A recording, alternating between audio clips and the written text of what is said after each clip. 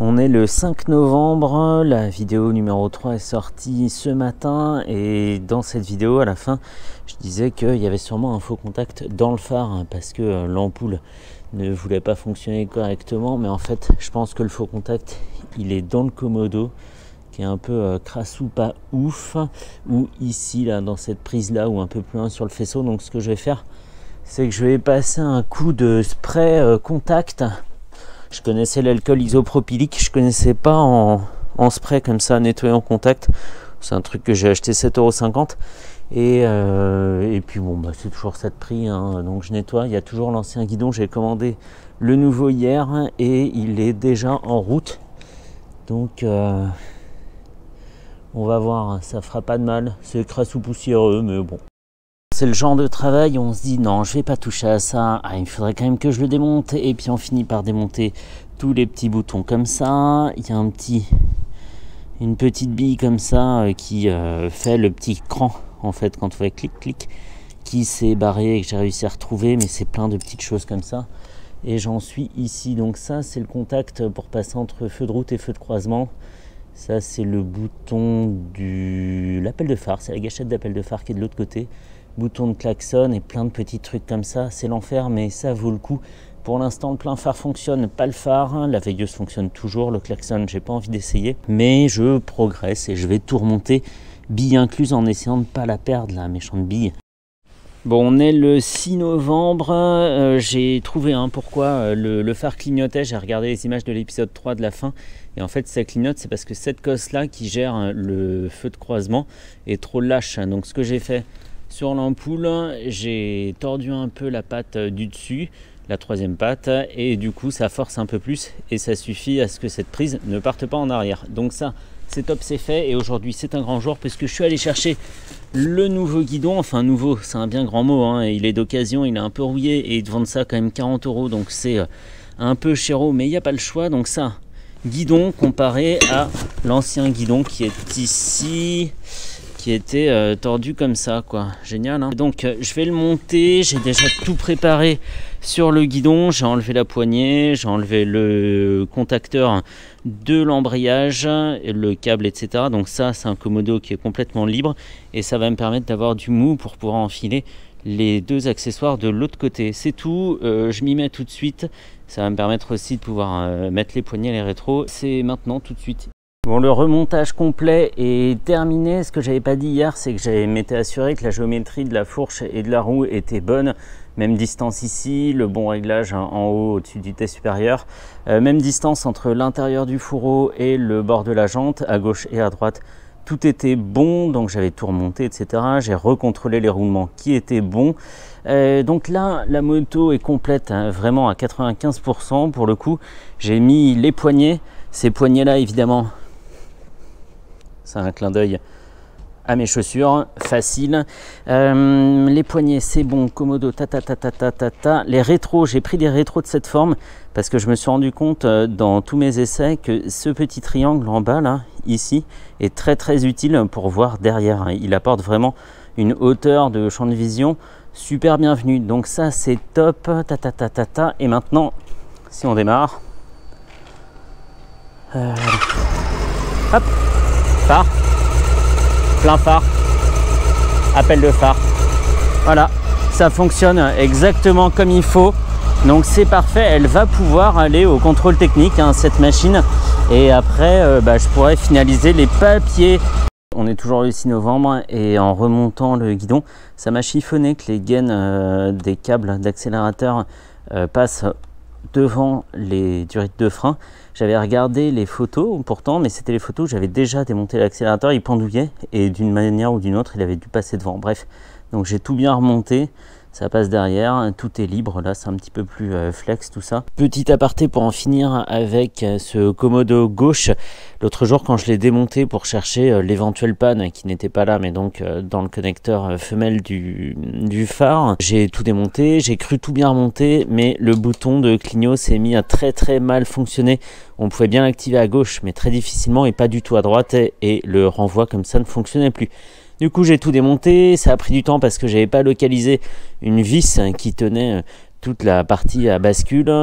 C'est fait en 3 parties en gros, hein. Et donc j'en ai profité pour mettre une goutte d'huile, brosser les contacts, etc., etc. Et maintenant la petite bille qui bloque le bouton comme ça à gauche et à droite n'oppose plus aucune résistance, donc c'est trop bien, ça fonctionne comme à la sortie d'usine, j'en suis très content. Encore un bon point.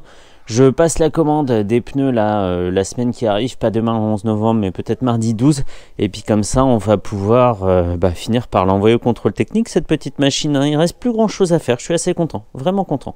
Ok, aujourd'hui on est le 19 novembre, j'ai passé le FZ6 en mode moto volante en lui enlevant ses 2 roues. Et pourquoi? Parce que c'est le grand jour, je vais pouvoir enfin changer les pneus avec la paire de Pirelli Angel ST qui se trouve ici, 180 pour l'arrière, 120 pour l'avant.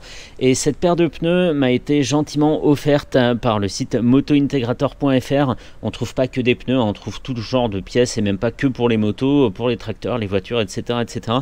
Merci beaucoup à eux. On va aller monter ça tout de suite dans la vidéo. Et pourquoi le FZ6 n'a plus son phare à nouveau? Parce qu'en fait je me suis rendu compte que les durites de frein, je les avais fait passer derrière l'araignée pour que ça soit un petit peu plus contenu, que ça soit pas contre le phare et que ça force pas. Mais en fait en faisant ça, on gênait les manœuvres en tournant à gauche, d'où le feeling un peu bizarre que j'avais eu quand j'avais fait le petit tour à la fin de la 3e vidéo. Donc j'ai repassé ça ici, quasiment à côté de l'emplacement d'origine. Il faudra juste que je refasse une purge, parce que j'ai dévissé la double vis ici, là. Hop, c'est pas une double vis, c'est une double longueur, c'est tout. Tac, tac, donc des petites bulles. Et je vais aussi en profiter tant qu'il n'y a pas de roue avant, pour démonter les tubes et m'assurer de la planéité du T inférieur. J'ai un petit doute sur sa bonne santé à lui. Ouais, la santé du T laisse peut-être à désirer. Donc on verra ça tout de suite. La paire de pneus, ici, transfert là-dessus, on y va. T'as vu les pilotes rock de ses morts? Mais c'est pas grave, c'est pas grave. J'avais regardé la date, je crois, 2009, un truc comme ça. Ah ouais? Ouais, il me semble. Tu vois, je t'ai dit 20. T'es sur l'axe, Xavier, sur l'axe au milieu. Ah, après, ça va accuser mes pneus, ils sont durs, machin, mais... Ils sont durs, ouais.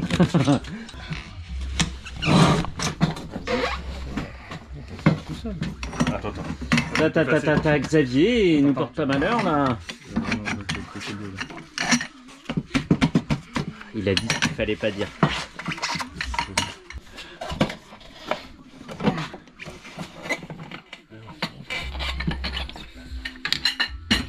Adios, on peut en faire un pouf.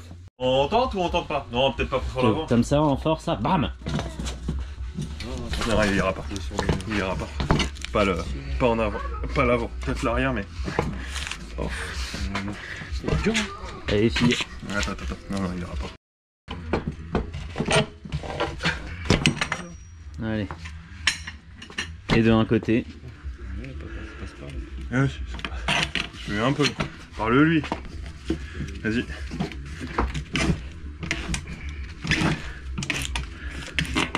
C'est bon. Ouf. Et moi j'ai rien foutu hein, et je suis déjà fatigué. Tu vas faire le plus facile. Le gonfler? Oui. Faut pas claquer. Le tout beau tout neuf attend. Valve et c'est parti. Il est dur. Il est encore plus dur que le Michelin. Allez. C'est bon. Yes. Ouf. Nickel. Ah, parfait.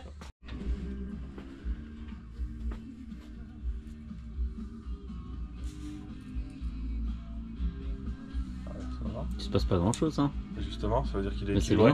Stop. T'as mis la valve là? Ah, chouïa. Tout petit peu. On va lui mettre un peu plus. Pas vilain hein. Ouais, c'est bien. On est le 6 décembre, on est le lendemain des images qu'on vient de voir hein, et j'ai remonté les nouveaux pneus sur la machine. On va pouvoir enlever cette belle étiquette et qui veut pas, si, non, oui. Ça fait toujours plaisir. Paf, sur le vieux Michelin et à l'arrière. Hop, oui. Merci motointegrator.fr d'avoir sponsorisé cette partie du projet. C'était vraiment un gros point en moins. Merci à eux et les 2 pneus sont arrivés vraiment très vite. Donc vraiment Moto Integrator a bien fait son job, bravo. On retire aussi ça et merci évidemment à Xavier et Robin qu'on a vu s'escrimer sur ma paire de roues hier. Merci à eux, ils m'ont proposé tout de suite de m'aider pour le projet en me faisant le montage des 2 pneus, ce qui m'a fait économiser une 50aine d'euros à peu près. Montage, équilibrage qui n'a pas été nécessaire parce que ça a été très bien monté. Et ce que j'ai appris, ce qu'ils m'ont dit hier, c'est qu'une roue arrière ça s'équilibre pas parce qu'avec le couple, le pneu se décale sur la jante. Très marrant, je ne savais pas. Et ils m'ont même dit qu'on pouvait faire le test, faire une marque comme ça, aller rouler machin et voir qu'après le pneu s'était déplacé sur la jante. Bref, on avance, je vais remonter le phare, revérifier un peu la géométrie à l'avant, même si ça semble bon, assurer la machine et ensuite aller au contrôle technique et ça sera fini pour le FZ6. J'ai trop hâte, mais en même temps c'est très flippant de soumettre un peu son travail. Ah putain! Là c'était bon. Bon, on avance, il reste plus grand chose. Je vais évidemment remonter le phare, d'abord revérifier la géométrie de la fourche, même si ça semble bon, je veux en être sûr. Après ça va être assurance, petit tour pour tester, contrôle technique. C'est flippant de soumettre son travail en quelque sorte à quelqu'un d'extérieur qui est là pour voir tout ce qui va pas, et ensuite ça sera fini. Du FZ6 c'est génial, et je ferai sûrement une vidéo d'essai classique de la machine pour voir un peu si on retrouve les sensations de mon phase qui avait le même bloc. Ça serait intéressant à voir. Vous deux, vous partez, on veut plus de vous. On vous a remplacé par des Pirelli Angel ST et on continue tout de suite.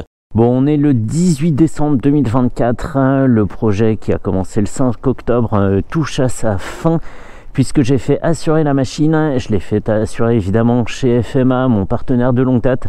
Il m'en coûte 32 € par mois au tiers, mais avec beaucoup de garanties et pas mal d'options, donc c'est bien. Je suis très content du tarif. Et fait amusant, la marque d'antivol Auvray que j'utilise déjà sur le XJR a eu vent du projet. Il m'a dit maintenant qu'elle est toute belle, il faudrait peut-être que tu la protèges ta moto. J'ai dit ok, qu'est-ce que vous me proposez? Et ils m'ont envoyé ce nouveau Mini U de chez eux, qui a la capacité de hurler quand on l'asticote d'un peu trop près, donc c'est cool. Il vient avec 3 clés, un numéro de série, et il va parfaitement dans le coffre du FZ6. Donc ça c'est bien, je parle de coffre parce qu'il y a beaucoup de place, contrairement à d'autres machines. J'ai mis de l'essence, la moto se réveille tranquillement, même si elle dit qu'elle a plus d'essence. On verra ça plus tard, ça fait partie des choses que je vais surveiller. Et c'est le moment flippant où je vais commencer à rouler avec et je vais être en état d'hypervigilance pour essayer de voir si tout se passe bien. Et ce sentiment d'hypervigilance, il te quitte jamais vraiment quand tu as remis une machine en route comme ça. Tu fais toujours très attention aux sensations, aux bruits. Tu te dis, est-ce que c'est normal? Est-ce qu'elle vibre pas un petit peu trop? Pourquoi elle couine, machin? Est-ce qu'elle broute pas? Et c'est bien parce que tu roules sur la moto que tu as retapée, mais en même temps c'est horrible parce que tu stresses du moindre truc. Là je vais faire quelques kilomètres à son guidon, mais sans m'éloigner de Maison Alfort, en restant ici en ville, parce que s'il se passe quelque chose, il faut que je puisse la ramener à pied. Et je vais pas non plus aller sur voie express pour les mêmes raisons. La dernière fois que je suis allé sur voie express avec une moto que j'avais retapée, elle tombait en panne. J'avais fait un réglage un peu trop pauvre de la carburation, et du coup j'ai percé un piston. Voilà, c'était sur ma DTF Enduro de 76. C'était une mauvaise surprise. J'étais avec mon frère ce jour-là, c'était le jour de notre anniversaire, on s'en souvient très bien. Bon, tout se passe bien pour l'instant, hein. Ok, il y a un petit segment, c'est drôle, le segment entre 0 et 2000 tours, en bas du compte tour, il clignote. Et j'ai l'impression que le régime monte pas comme il devrait, au moins sur l'affichage, hein. En vrai, ça se passe très très bien. Ok, on a une température moteur qui se comporte bien et la jauge à essence qui clignote toujours, hein. Sinon tout va bien. Ce que je sais pas de cette machine, c'est si tous les rapports passent correctement. Moi j'ai essayé 1 et 2, peut-être 3 vite fait, mais 4, 5 et 6, ils sont peut-être partis cueillir des cerises, j'en sais rien. Mais jusqu'à présent tout se passe bien, c'est très doux. L'embrayage fonctionne parfaitement, le câble est bien tendu, hein, même si la vis est pas mal dévissée. Mais c'est une moto très douce. Alors je suis allé faire un tour aujourd'hui avec le XJR, donc j'ai l'impression d'être sur une pocket bike. Mais c'est vrai que le gabarit est super compact. Ok, non, le régime monte bien. Il y a juste ce premier segment là, entre 0 et 2, qui clignote. Il faudra que je regarde après le tour hein, si je fume pas. Parce que là, pour l'instant, j'ai l'impression de fumer pas mal. Mais bon, comme elle est restée immobilisée longtemps, on ne sait pas ce qu'il y a dans les collecteurs, dans voilà, tout ça, dans les échappements. Hein, peut-être qu'il y a de l'humidité, peut-être que voilà.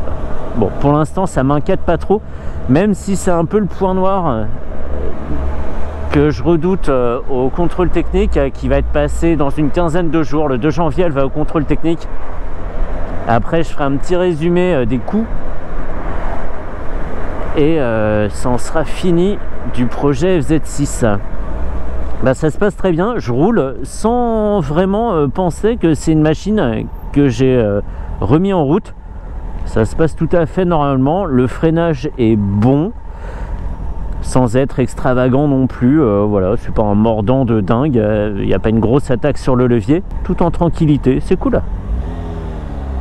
Peut-être que la poignée de gaz mériterait d'être un petit peu plus poussée sur son support, enfin le caoutchouc quoi. C'est souple, il n'y a pas à dire. Si c'est le même moteur que mon ancien phaser de 2002, effectivement il va falloir aller le chercher un petit peu haut. Je trouve la fourche très raide, elle donne des drôles de sensations. Quand on roule comme ça, c'est un peu comme si elle talonnait, alors qu'elle talonne pas, mais c'est très très sec, ça fait tata tata comme ça. Et ça, c'est peut-être pas normal. La fourche, j'avoue que j'ai un petit peu eu la flemme de pousser les tests un peu plus loin que ce que j'ai fait. Si vraiment ça me gave, si j'ai trop de doutes sur... ouais, je pense qu'il y a... Putain, c'est bizarre ça quand même. Hein. Non, c'est pas la fourche, c'est les roulements de colonne, je pense. Ouais. Ça a l'air de bouger dans le cadre devant. Là, j'ai dit que je restais à Maison-Alfort et me voilà à Joinville. Bref, non, effectivement, les roulements vont être à revoir. C'est quelque chose que je pouvais pas voir parce que je l'ai testé plusieurs fois hein, quand la moto était sur ses béquilles d'atelier, en faisant bouger la fourche, gauche, droite. Il n'y avait pas de point dur, en la secouant aussi d'avant en arrière. Mais c'est vrai que sans être aidé par toute la masse de la machine, c'est quelque chose qu'on peut pas sentir. Bon, c'est pas très grave en soi, je sais pas, voilà. Mais il faudra quand même y jeter un œil. Tiens, j'avais pas vérifié ça. Warning, ça fonctionne. Et il y a un truc que je voudrais voir, c'est l'éclairage de plaque. Parce que le phare n'est pas allumé quand on n'a pas le moteur. Et du coup, je crois que l'éclairage de plaque non plus. Il n'y a pas d'éclairage de plaque. Ok, et il manque même une vis. Bah, j'avais pas vu ça. Ok. Bon, on est un petit peu plus tard, j'ai fait 13,6 km. Tout se passe bien, elle a arrêté de fumer blanc, le capteur de température fonctionne bien, il monte et descend nickel. Le petit pixel entre 0 et 2000 tours là, qui clignotait ne clignote plus. Et j'ai toujours ce bloblotement là devant dans le pivot. Je vais acheter en plus des roulements un T inférieur qui a été contrôlé, qui est bien rectiligne, etc. Et comme ça, ça sera très bien. Et la machine se conduit comme un charme, franchement nickel. Le compteur fonctionne bien, je suis très content d'avoir revu le bouton de clignotant parce qu'à utiliser c'est un vrai plaisir. Donc ça c'est cool, surtout que les clignots je les mets tout le temps. Qu'est-ce qui pourrait ne pas aller? L'éclairage de plaque, je l'ai dit. Il y a encore un petit faux contact sur le plein phare, donc ça il va falloir que je vérifie. Mais à part ça, ça roule bien, tous les rapports passent, hein, de la première jusqu'à la 6e en passant par le neutre, donc ça nickel, on galère pas à trouver les rapports, il n'y a pas de faux points morts, etc. Ça c'est très très bien. Donc il faudra un peu l'éclairage, les roulements, le thé inférieur, parce que tant qu'à remplacer les roulements, autant remplacer le thé inférieur sur lequel j'ai toujours un doute. Ça sera mieux comme ça. J'avais dit que je n'irais pas sur la voie express, et ben j'ai menti. Je pense que je vais y aller un tout petit peu, genre faire entrée-sortie, et ça sera très bien. On va essayer de faire monter un petit peu plus le régime. Je dis ça comme si on était 10 sur la machine. Je suis confiant parce que mécaniquement elle répond bien. La température quand on roule descend, donc ça c'est normal. Quand on s'arrête ça monte un petit peu, mais ça franchit jamais la moitié de l'afficheur, donc ça c'est bien. Et on va y aller tranquille sans trop pousser non plus, mais je vais voir ce que ça donne à plus de 50 km/h. J'espère surtout que le roulement KO va pas me faire guidonner. Normalement non. Normalement 70 à 5000 tours, 5, 6.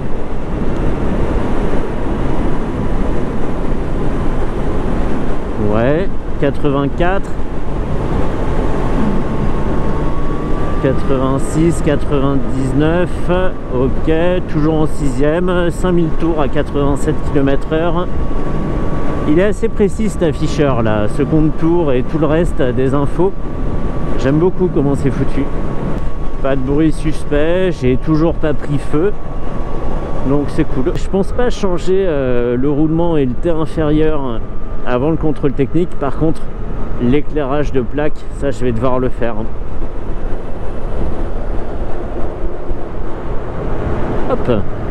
Bon, on en reste là. On se retrouve dans une grosse quinzaine de jours après le contrôle technique de la machine. Bon, je suis chez Paris Est Moto à Champigny, et quel est le rapport avec la FZ6? C'est qu'il vient de passer le contrôle technique justement ici. Tous les jeudis, il y a un contrôleur d'un centre Autovision qui vient ici et qui fait passer comme ça à la chaîne les contrôles techniques. Il y a aussi la possibilité de réserver un véhicule de courtoisie selon les disponibilités. Moi c'est cool, j'ai passé la journée en Ducati Scrambler, c'était très bien.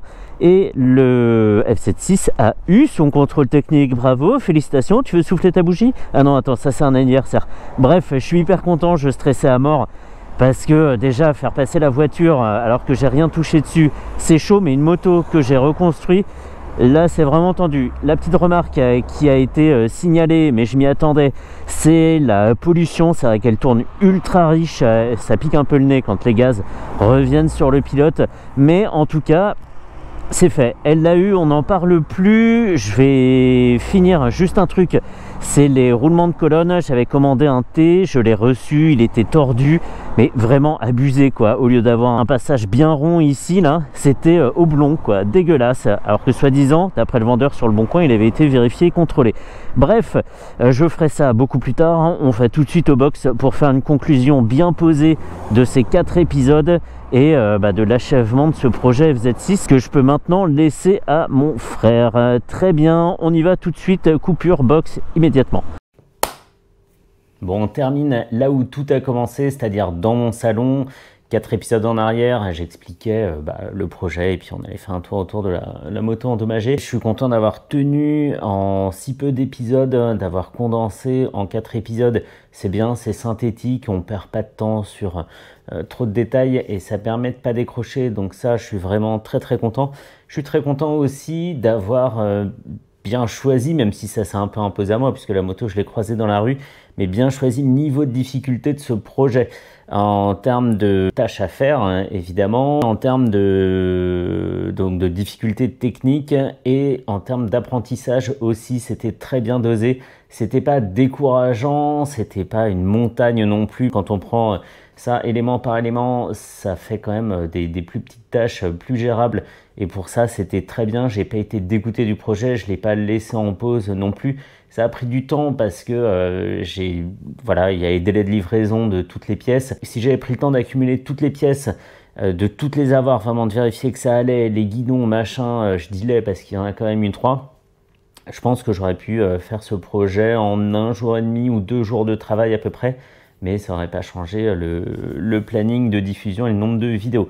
En tout cas, je suis très content, c'est pile ce qu'il me fallait pour apprendre à faire des choses, pour pas être dégoûté et pour m'occuper aussi. Ça m'a tenu lieu de loisirs pendant un certain temps, donc ça c'est très bien.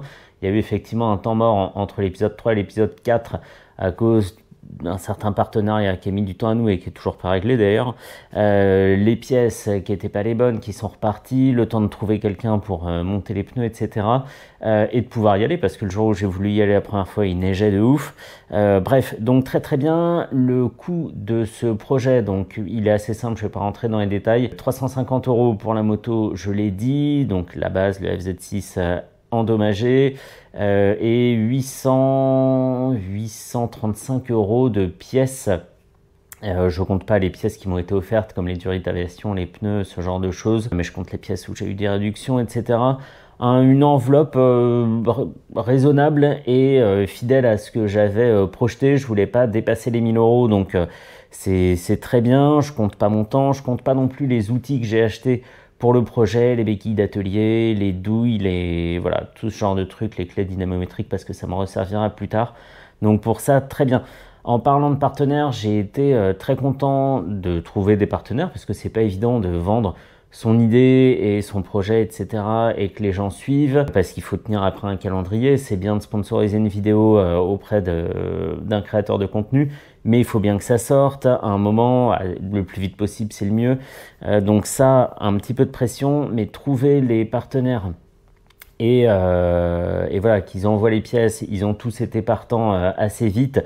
J'en ai démarché quand même pas mal, mais là-dedans, j'ai eu assez peu de refus finalement, donc très très bien. Et c'est une phase du projet que j'ai beaucoup aimé, donc ça parfait. C'est vrai que je m'en faisais un monde et finalement ça s'est bien passé. Et maintenant le prochain projet, qu'est-ce que c'est? Ça fait 1 mois et demi que je le cherche à peu près. On est le 6 janvier aujourd'hui, la vidéo normalement paraît demain, le 7. Le prochain projet, ça va pas être un roadster, ce sera sûrement une japonaise quand même, sûrement un custom, peut-être un trail ou peut-être un scooter, mais pas n'importe quel scooter. J'ai déjà vu plusieurs annonces du modèle que je cherche, mais elles sont toutes passées sous mon nez parce que je me disais que vu l'état des machines, elles partiraient pas très vite, etc. Et le fait est qu'en 7 ou 10 jours, elles n'étaient plus en vente. Donc il y a quand même une demande, il y a des gens qui font des restaurations, ils sont là sur le marché et il faut aller un petit peu plus vite qu'eux. C'était peut-être pas le moment, j'étais peut-être pas prêt, etc. C'est sûrement pour une bonne raison que ça s'est pas fait là. Ça se fera de toute façon. Il y aura un autre projet avec d'autres choses à faire, peut-être une mécanique à carbu, ça me fait pas peur, j'ai déjà fait. Mais je peux pas dire quand ça sera. Est-ce que ça sera première moitié de 2025, deuxième moitié, fin d'année, etc. Je n'en sais rien, mais c'est sûr que je recommencerai. J'ai bien pris la main, j'ai organisé mon box un peu plus comme un atelier que comme un lieu de stockage auparavant.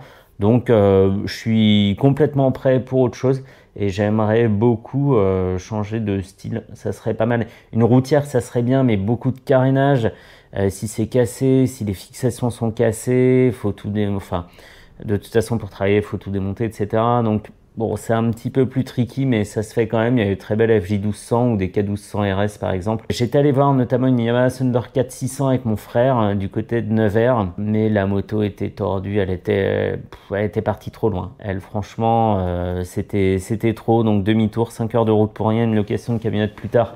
On est toujours au même point, mais voilà, je suis actif sur la recherche, je traîne pas plus longtemps, le FZ6 c'est fini.